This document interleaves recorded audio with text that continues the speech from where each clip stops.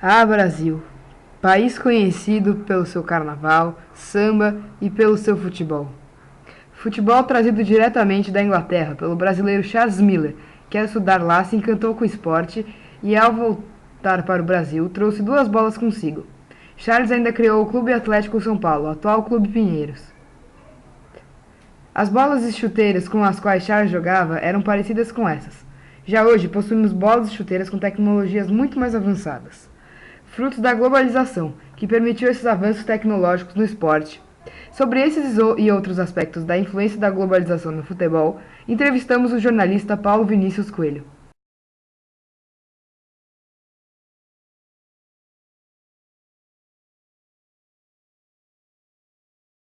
No passado, quando os campeonatos no Brasil, por exemplo, começaram a ser disputados, só podia haver campeonato estadual, que na verdade nem estadual era. Em 1902, quando começou o Campeonato Paulista, tinha um time de Santos e os outros eram da cidade de São Paulo, era quase o campeonato da cidade. O Nelson Rodrigues chamava o campeonato do Rio de Janeiro de campeonato da cidade, porque o Rio de Janeiro era o Distrito Federal, era a capital do país, e tinha 12 times no Rio de Janeiro, na cidade do Rio de Janeiro. O único jeito era fazer o campeonato da cidade. Quando se pensou em fazer o campeonato europeu de clubes, a Copa dos Campeões da Europa, hoje Champions League, era um sonho do jornalista francês chamado Gabriel Hanot, e era absurdo você pensar no campeonato da Europa que tinha que ser mata-mata, porque era um jeito de diminuir as distâncias, de facilitar as viagens. Hoje você consegue fazer o Barcelona jogar em Moscou na quarta-feira e jogar em Sevilha no sábado.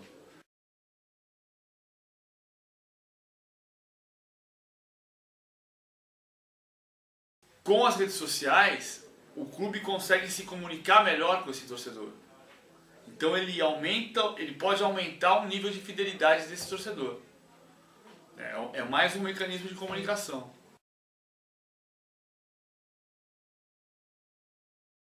E aí passava um jogo de campeonato italiano por semana. Você fala assim, o Maradona jogou bem, jogou mal ontem. Ah, mas semana passada ele jogou bem. Você viu? Não tinha visto. Porque não passava um jogo por semana. E aí passava o jogo do Napoli numa semana, do Milan na outra semana, da Juventus na outra semana. Hoje a gente vê o Barcelona, se você quiser ver todos os jogos do Messi ou do Cristiano Ronaldo, você vê. Todos.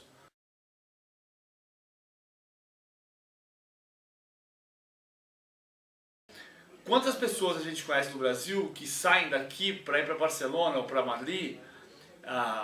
Podiam ir para Sevilha, por exemplo, quem quisesse ir para Espanha, mas as pessoas não vão para Sevilha, elas vão para Barcelona. Porque Sevilha é uma cidade linda, talvez seja mais bonita que Barcelona, mas as pessoas vão para Barcelona. Por quê? Porque o Barcelona tem o Barcelona. Por que você tem que criar essa condição? Porque é legal o futebol? Não, porque o futebol tem que ser visto como um pedaço da economia, como um setor da economia. O futebol tem que gerar emprego e pagar imposto.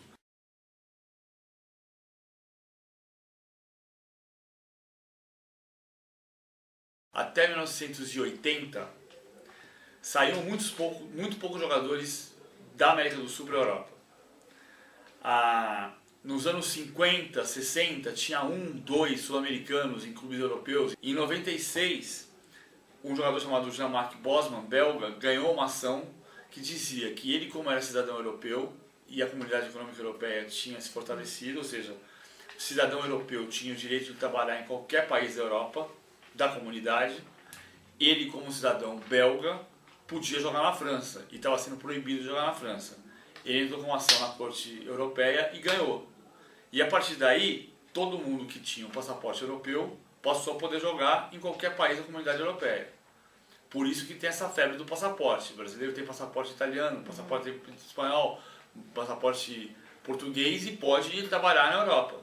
E se for jogador de futebol, pode jogar na Europa sem ser considerado estrangeiro. A partir daí, explodiu.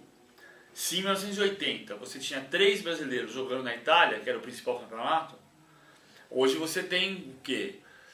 40 na Itália, mais 35 na Inglaterra, e mais 25 na Espanha, e assim por diante. Estou falando números aleatoriamente.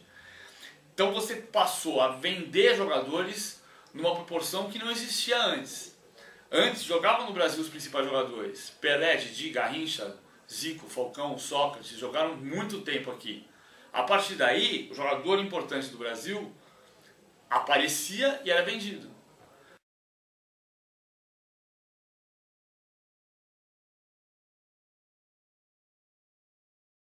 Em 2012, o São Paulo recusou 35 milhões de euros do Manchester United pelo Lucas.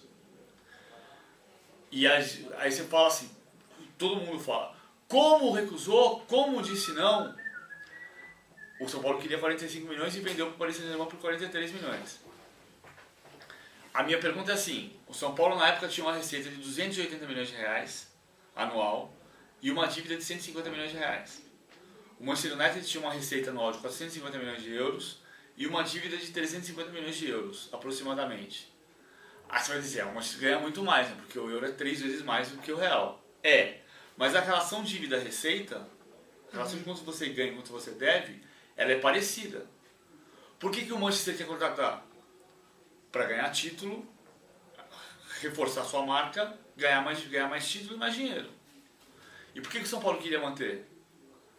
Para ganhar título, reforçar sua marca e fazer mais receita, fazer mais dinheiro. A lógica é a mesma, mas a gente nunca pensa assim. A gente sempre pensa, a Inglaterra quer comprar, claro, vamos vender. Se você partir sempre dessa lógica, você nunca vai conseguir criar um campeonato forte aqui. Nunca. Você não acredita.